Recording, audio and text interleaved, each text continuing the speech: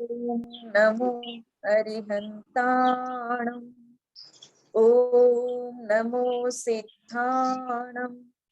ओम नमो आयर्याणं। ओम नमो उवज्जायाणं।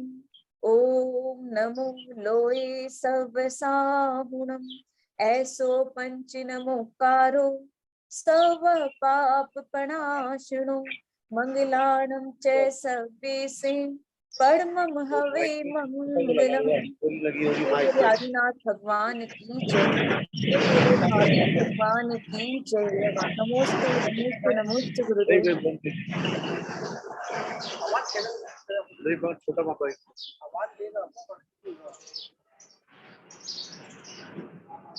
हमने बात करी थी पहले पंच तत्वों के बारे में, पंचकोश के बारे में, मूलाधार चक्र के बारे में, स्वादिष्ठान चक्र के बारे में।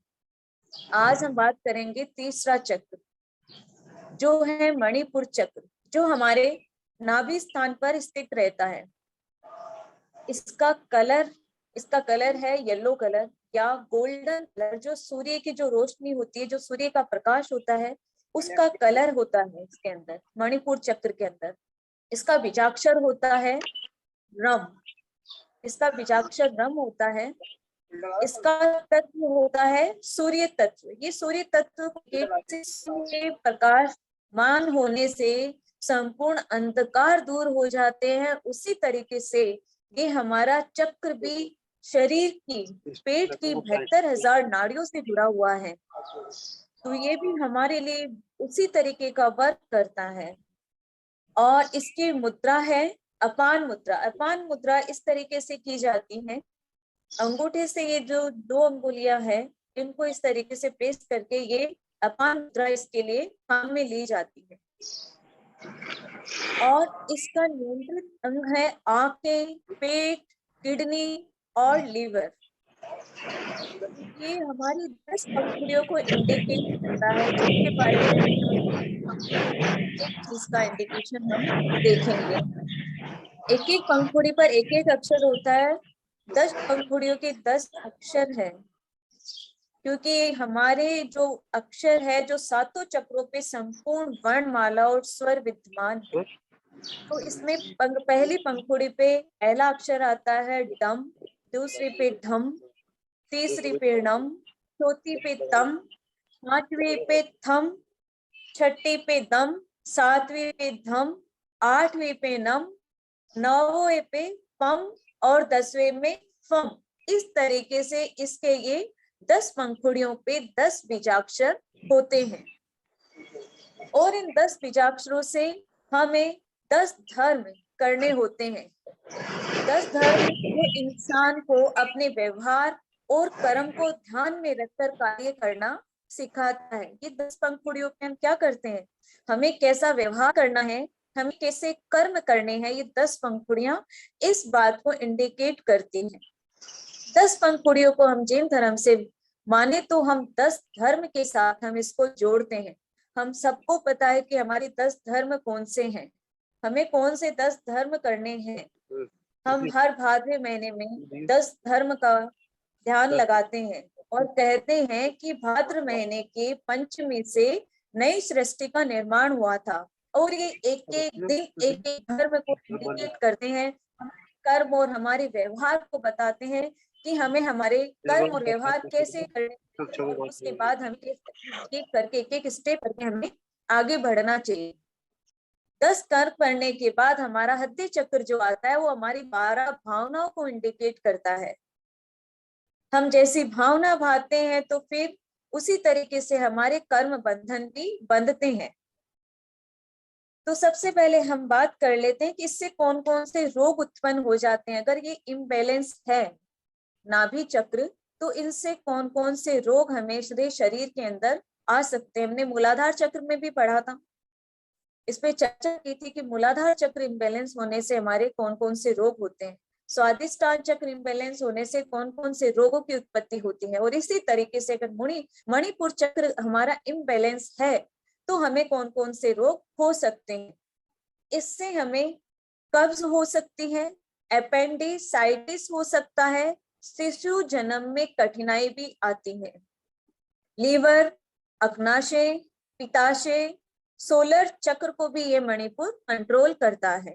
हाइपोग्लाइसीमिया, कोलाइटिस जिसमें बड़ी आंत में सूजन आना और जलन होना, और बड़ी आंत की मलाशय और मल नाली में छाले हो जाना, इसका इम्बैलेंस होता है तो हमारी छोटी आंत बड़ी आंत में छाले भी होने लग जाते हैं। पेट में जोड़ों की ऐंठन का होना, ये भी मणिपुर चक्र इम्बैलेंस होने से होता है। दस्त लगना, डायरिया, वजन का घटना, अगर हमें लगता है कि हमारा वजन घटता जा रहा है, हमारे शरीर में वीकनेस आती जा रही है, तो इसका अर्थ यही होता है कि हमारा मणिपुर चक्र इम्बैलेंस हो चुका है, उसे हमें ऊर्जान्वित करने की आवश्यकता है। हाइपेटाइटिस मतलब लीवर के अंदर सूजन आना, वो भी मणिपुर चक्र की वजह से ही होता है। अर्थराइटिस मतलब शरीर के अंदर जब कैल्शियम की कमी होती है, वीकनेस आती है, तो भी हमारा मणिपुर चक्र उसके लिए कार्य करता है। पीलिया हो जाना, शरीर में खुजली का होना, गुर्दे के रोग आदि बीमारियां हैं जो हमारे मणिपुर इम्बैलेंस होने की वजह से हमारे शरीर के अंदर आ जाती हैं। तो ये सब हमें इंडिकेट करते हैं कि बीमारी के हमारे कौन से चक्र पे हमें ध्यान देना है, हमारा कौन सा चक्र इम्बैलेंस हो रहा है, जिसकी वजह से हम इन सब रोगों के शिकार होते जा रहे हैं। और अगर हम इन पे मणिपुर चक्र हमारा क्लीन हो जाता है तो हमें इससे क्या प्राप्त होता है? इस चक्र पर उपचार करने से शरीर शक्तिशाली बन जाता है और हमारे जो कीटाणु, जीवाणु और वायरस से हमें सुरक्षा प्रदान करता है। जो भी हमारे अंदर कीटाणु आ जाते हैं, वायरस की जो समस्याएं आती है, तो वो मणिपुर चक्र इम्बैलेंस होने की वजह से आती है। फिर हमारी रोग प्रतिरोधक क्षमता बढ़ जाती है। अगर हम इस पे कंट्रोल कर लेते हैं, तो हम इसे ऊर्जान्वित कर लेते हैं, तो हमारे शरीर की जो रोग प्रतिरोधक क्षमता है ना, वो भी बढ़ जाती है। ये हमें जीवन में उच्च पद की प्राप्ति दिलाता है। यश और धन की भी हमें ये मणिपुर चक्र प्राप्ति दिलाता है। हमें यश चाहिए, हमें धन चाहिए जीवन के लिए, तो हमारा मणिपुर चक्र इस कार्य के लिए भी वर्क करता है। दृढ़ निश्चय बनाता है हमें, हमारा एक क्या निश्चय है उस पे भी हम पूर्ण तरीके से दृढ़ रहते हैं। तथा ज्ञान की प्राप्ति कराता है, क्योंकि सूर्य तत्व से है जुड़ा हुआ, तो ये हमें ज्ञान की प्राप्ति भी कराता है मणिपुर चक्र। और खुद पर आत्म नियंत्रण दिलाता है, हमें कहाँ पर क्या वर्क करना है, क्या नहीं करना, ये हमें नियंत्रित करता है। हमें सोचने समझने की बुद्धि देता है, हमें ज्ञान देता है कि हमें कहाँ पर कौन सा कार्य करना है। ये हमारी नियंत्रण शक्ति को भी बढ़ाता है, हमारे जिज्ञासु बनाता है कि क्या सही है क्या गलत है। हमारे आसपास जो भी चीजें हो रही है उसे हम जानने की इच्छाएं रखने लग जाते हैं, हमारी जिज्ञासाएं बढ़ने लग जाती है, क्या करना है, हमारे जीवन का ध्येय क्या है, हम क्यों यहाँ पर आए हैं, तो हमारी जिज्ञासाएं बढ़ाने लग जाता है ये चक्र। हमें अवेयरनेस दिलाता है, हमें आत्मसम्मान भी बढ़ाता है। ये चक्र हमारा आत्मसम्मान भी बढ़ाता है। और इसका तत्व है अग्नि तत्व। अग्नि तत्व का मतलब है कि हमारे जो नाभि चक्र है ना, यहाँ पर नाभि के ऊपर ध्यान दीजिएगा, नाभि चक्र पे हमारे 72,000 नस नाड़ियां जुड़ी हुई है। तो अगर हम यहाँ पे वर्क करते हैं तो हमारी 72,000 जो नस नाड़ियां हैं वो सही होती हैं। और इसके लिए हम लोग भक्तामर का 17वां नंबर का श्लोक भी पढ़ते हैं। पेट से रिलेटेड जो भी बीमारियां हैं उसके लिए हम भक्तामर का 17 नंबर का श्लोक, जो बहुत बहुत मैजिक करता है। और हम 15वां नंबर श्लोक भी हम पढ़ सकते हैं इसके लिए, 21 नंबर का श्लोक भी पढ़ते हैं, और 48 नंबर का श्लोक भी हम इस चक्र को ऊर्जान्वित करने के लिए पढ़ते हैं।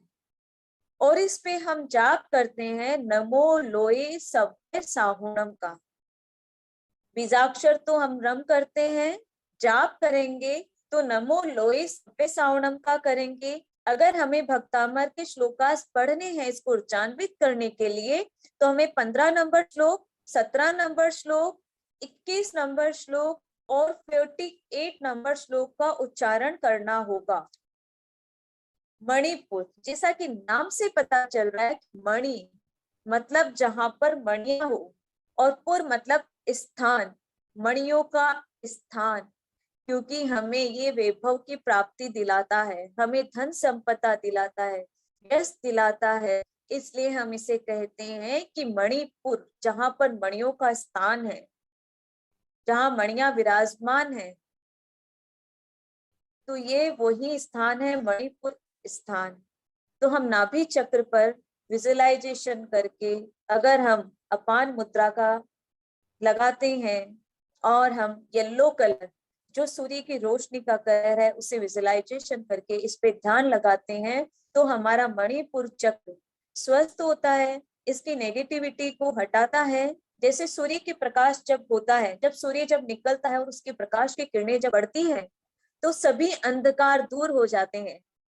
तो यह चक्र वही कार्य करता है, हमारे जो भी पेट से रिलेटेड जो भी बीमारियां, जो भी जीवाणु कीटाणु वायरस हैं, उन्हें ये हटाता है। जैसे सूर्य की रोशनी आते ही सारी बीमारियां हट जाती है, एक नई सृष्टि का निर्माण होता है। इसी तरीके से ही हमारा ये मणिपुर चक्र भी वही सूर्य है। यहाँ पे सूर्य का ही ध्यान लगाना चाहिए हमें। ये सूर्य तत्व अग्नि तत्व का इंडिकेट करता है ये चक्र। तो हम ये बात कर रहे थे, और हमें क्या व्यवहार करना है 10 पंखुड़ियों पे, हमें कौन से कर्म करने हैं इन 10 पंखुड़ियों के साथ।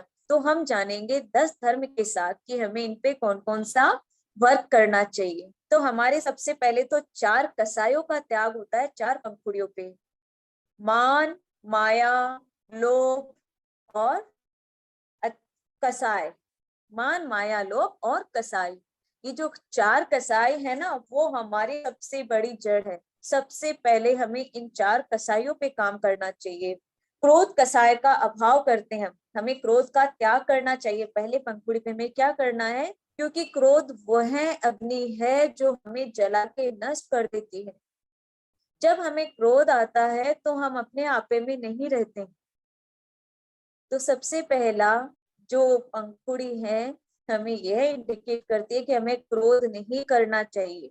हमें सभी के लिए, सभी प्राणियों के लिए, केंद्रीय से लेके पंचेंद्रिय तक जितने भी प्राणी हैं, सबके लिए हमें क्षमा भाव रखना है। सबसे पहला धर्म हमारा कौन सा है? क्षमा, जो हमें सिखाता है क्रोध नहीं करना चाहिए। दूसरा है हमारे अंदर मान कसाय, हमें मान आने लग जाता है, हम अभिमान से चकनाचूर हो जाते हैं, सामने वाले को कुछ नहीं समझते हैं। तो दूसरी पंखुड़ी, दूसरा धर्म हमें क्या सिखाता है कि हमें मान नहीं करना चाहिए। मार्दव धर्म, मान को हमें दूर करना है, हमें अपने व्यवहार में शुद्धता लानी है। मन में जो भी कसाय है उन्हें हमें हटाना होगा। तभी हम एक एक करके, सबसे पहले हमें क्रोध को कम करना है, फिर मान मतलब मन के अंदर जो भी कसाय आ रहे हैं उन्हें हमें कम करना है। फिर तीसरा माया, माया कसाय का भी हमें कम करना है। माया कसाय मतलब तीसरा धर्म हमारा आर्जव धर्म। हमें आर्जव धर्म क्या सिखाता है? ये हम जो मायाचारी कर रहे हैं दिन भर, ये हमारी पत्नी, हमारे बच्चे, मायाचार के अंदर हम पड़ के सारे गलत कार्य कर लेते हैं। झूठ बोलना, तो ये क्या है? मायाचार है। हमें मायाचार को भी हमारे जीवन से कम करना है। हमें यह है दृढ़ निर्णय लेना है कि हमें माया धीरे धीरे करके जीवन से कम करनी है। चौथा, लोभ कषाय। कहते हैं ना हमारे कि लोभ तो पाप का बाप है। सभी कहते हैं ना, लोभ सबसे बड़े पाप की जड़ है। लोभ, लोभ के चलते ही हम सारे पाप करते हैं कि हमें यह चाहिए, हमें वो चाहिए। तो हमें लोभ कसाय का कम करना है। चौथा धर्म हमारा क्या है? सोच धर्म, जो हमें क्या सिखाता है? लोभ को कम करना, कि हमें लोभ को ही कम करना होगा हमारे जीवन से। तो सबसे पहले 4 कौन से आ गए? क्रोध, मान, माया और लोभ। क्षमा भाव, मार्दव, आर्जव और सोच धर्म। सबसे पहले हमें इन 4 पे कार्य करना होगा, तब जाके हमें उत्तम सत्य वचन की प्राप्ति होगी। सत्य वचन मतलब छल कपट राग द्वेष रहित वचन बोलना। हमारे वचनों में सत्यता रहनी चाहिए। हमें छल कपट राग द्वेष रहित वचन बोलना है, क्योंकि बोलने की शक्ति तो सिर्फ मनुष्य में ही है। जीवा पंचेंद्र जीवों के पास है, जीव है सभी जीवों के पास, लेकिन उनके अंदर बोलने की शक्ति नहीं है। तो हमें जीभ मिली है, मनुष्य जन्म मिला है, तो हमें जिनवाणी की स्तुति करनी है, इस जीभ पे कंट्रोल करना है और हमें असत्य वचन नहीं बोलना है, सत्य वचन ही हमें बोलना है। तो हमारी पांचवी पंक्ति क्या इंडिकेट करती है कि हमें सत्य पे ही चलना है, छल कपट मान माया लोभ से दूर रहना है। क्योंकि अगर हमें ये जीभ मिली है, मनुष्य योनि मिली है, तो हमें इसका उपयोग करना है, सदुपयोग करना है, सत्य वचन बोलना है, जिनवाणी की स्तुति करनी है, किसी को गाली गलौज नहीं देना है, गंदे वचन यूज में नहीं लेने हैं। क्योंकि हमें ही पढ़ने की, कहने की, सुनने की, समझने की शक्ति मिली है, ये और जीवों में नहीं है। और जीव पढ़ नहीं सकते हैं, पढ़ भी लेंगे सुन भी लेंगे, लेकिन वो पढ़ नहीं सकते, समझ नहीं पाएंगे कि क्या है वचन। तो हमें ये शक्ति मिली है मनुष्य जीवन में। छठा धर्म हमारा क्या आता है? उत्तम संयम। 6 नंबर की पंक्ति हमें क्या सिखाती है कि हमें संयम में रहना है, असंयमी नहीं बनना है। हमें जो इंद्रियां मिली है, पांचों इंद्रियों पे हमें संयम से काम लेना है। आंख मिली है तो हमें क्या देखना है क्या नहीं देखना है, उसका सदुपयोग करना है। जबान मिली है तो वचनों का सदुपयोग करना है, संयम से हमें अपने शब्दों को निकालना है। कान मिले हैं तो हमें धर्म स्मरण करना है, न कि हमें गलत चीजों में गलत प्रवृत्तियों में हमें पड़ना है। स्पर्श इंद्रिय मिली है, हमें सही चीज का महसूस करना है, गलत चीज से हमें दूरी बनानी है। श्वसन इंद्रिय मिली है, हमें सही चीजों को ही ध्याना है। इस तरीके से छठी पंक्ति हमें क्या इंडिकेट करते? संयम अपनाना है हमें जीवन के अंदर। संयम अपनाने के लिए हमें पांचों इंद्रियों पे नियंत्रण करना सीखना पड़ेगा। पांचों इंद्रियों पे हमें नियंत्रण करना होगा, हमें पर पालन करना होगा, समिति पालन करनी होगी। तो सबसे पहला संयम धारेंगे तो सबसे तप की सबसे पहली सीढ़ी है संयम का धारण करना, तभी हम तप कर पाएंगे। तो सातवां धर्म हमें क्या सिखाता है? सातवीं पंक्ति तप। तप करना मतलब इच्छाओं का निरोध करना। मलिन जो प्रवृत्तियां हैं हमारी, उन्हें हम तप के द्वारा दूर करते हैं। हमारे साधु संत सबसे बड़े इसके साक्षीकार हैं, जिन्होंने सब कुछ त्याग रखा है। वो डेली चर्या में संयम नियम तप अपनाते हैं। हम मनुष्य हैं, हम ग्रस्त जीवन में हैं, लेकिन हमें भी इन चीजों को धीरे धीरे करके हमारे जीवन में लाना है। हमें हमारा मनुष्य जीवन सार्थक करना होगा। हम डेली आचार्य श्री को देखते हैं, साधु को देखते हैं, पंच परमेष्ठी को देखते हैं, तो हमसे यही सीखना चाहिए सभी से, क्योंकि ये दिन भर कितनी तपस्याएं करते हैं, कितना नियम संयम से चलते हैं। कहते हैं कि गुरु ही है जो हमें ब्रह्मांड से जो जो अनंत शक्तियां उनसे हमें जोड़ रखा है। ये सिद्ध प्रभु की और हमारे बीच की कड़ी है हमारे गुरुदेव, जो हमें सही पथ पे मार्गदर्शन कर रहे हैं। हमें हमें रोज सिखा रहे हैं गुरुदेव कि हमें संयम का मार्ग अपनाना है, डेली जीवन में तप करना है, तभी हम अपनी जो मलिन प्रवृत्तियां हैं उन्हें त्याग सकते हैं। तो हमें तप क्या सिखाता है? हमारे मलिन प्रवृत्तियों का त्याग करना, जो हम तप से ही कर सकते हैं। तपस्या करनी होगी इनके लिए हमें, तब हम इस तप धर्म का सही मायने में सदुपयोग समझ पाएंगे। आठवां धर्म है त्याग। किस चीज का त्याग करना चाहिए हमें? विषय कसायों का अभाव। हमें विषय कसायों का त्याग करना है हमारे जीवन में, और हमें क्या दान करना चाहिए? त्याग धर्म हमें क्या सिखाता है कि हमें अभय दान देना चाहिए, औषधि दान देना चाहिए, आहार दान देना चाहिए और सद वस्तु का दान देना चाहिए। सबसे बड़े दान है जो श्रावक के हैं, जो हमें करने चाहिए। तो हमें औसत दान करने से हमें क्या मिलेगा कि हम रोग मुक्त होंगे औषधि दान करने से। आहार दान करने से हमारे घर के अंदर कभी भी अन्न धन की कमी नहीं आएगी।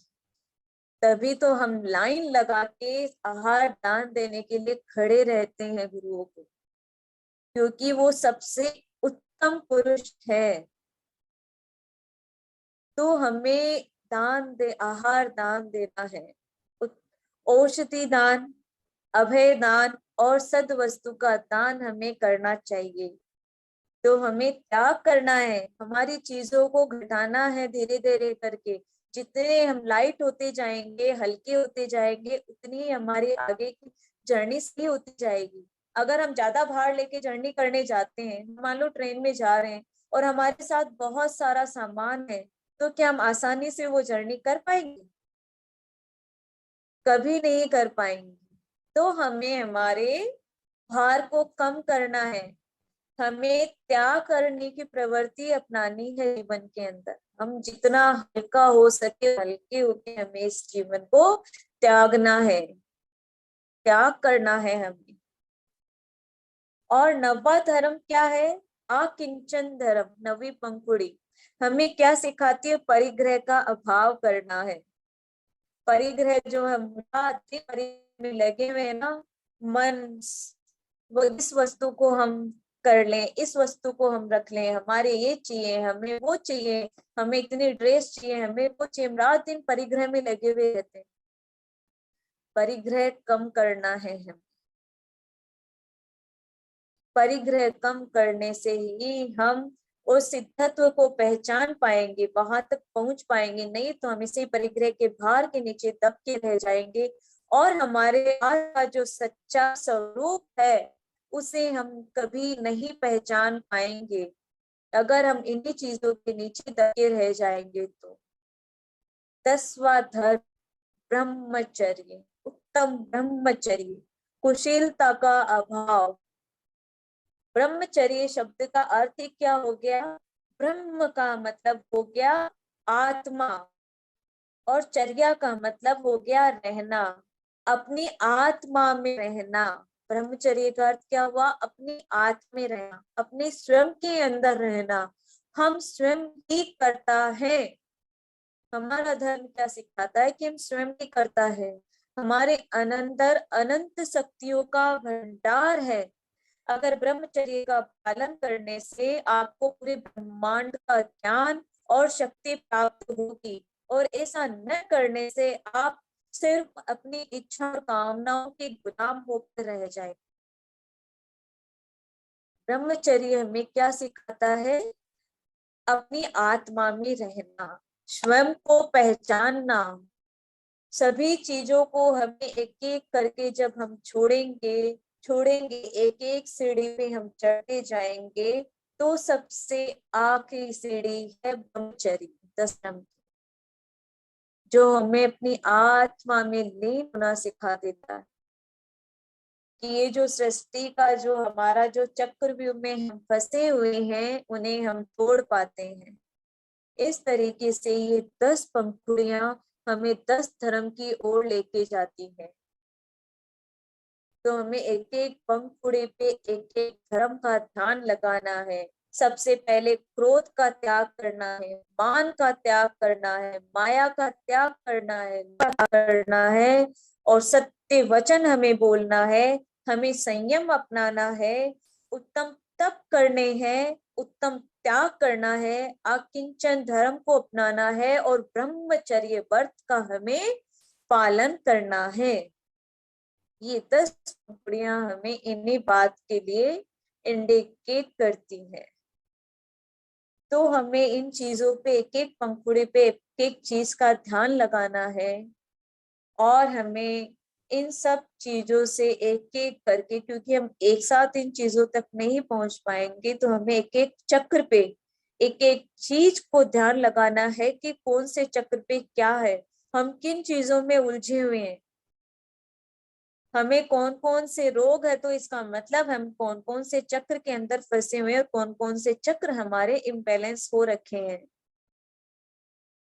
तो इसी के साथ समय हो रहा है, अब हम आगे की चर्चा बाद में करेंगे। एक एक चक्र पे बहुत सारी डिटेल है इसके बारे में, हम धीरे धीरे एक एक चीज के बारे में, इनके हम मेडिटेशन भी करेंगे, हम मुद्राओं पे भी ध्यान देंगे, बहुत सारी चीजें हम जो धीरे धीरे करते जाएंगे। अगर मुझसे कुछ भी गलती हुई हो तो मन वचन काय से मैं सभी जीवों से क्षमा याचना चाहती हूँ। अगर किसी को भी मेरे बोलने के द्वारा शब्द बुरे लगे हो और अगर कुछ भी अक्षर मात्रा के त्रुटि रही हो तो हे जिनेन्द्र प्रभु, मैं आपके समक्ष उन सभी चीजों के लिए क्षमा याचना चाहती हूँ। ओम नमो अरिहंताणम।